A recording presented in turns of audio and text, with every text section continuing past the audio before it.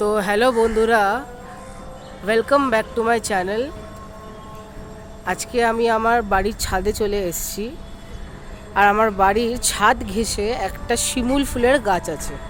তোমরা সবাই এই ফুলটাকে খুব ভালো করে চেনো।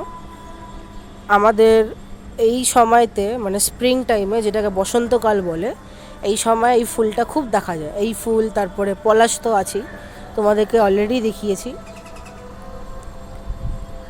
তো এই বছরে প্রচুর ফুল দিয়েছে, এত সুন্দর লাগছে, মানে কি বলবো, দারুণ লাগছে, প্রচুর ফুল।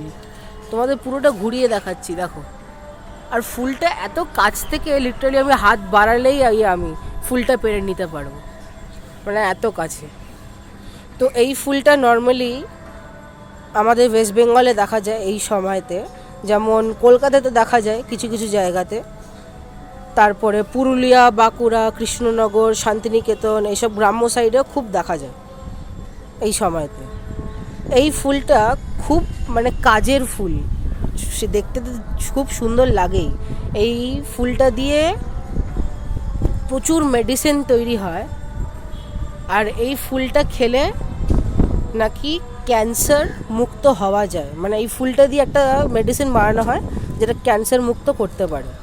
এই ফুলটার বিজ্ঞান নাম হচ্ছে বোম্বেক সেইভিয়া, যেটাকে আরেকটা নামে ইংলিশে বলে রেড সিল্ক ট্রি। তো এটাই ছিল এই গাছের প্রতি কিছু ইনফরমেশন।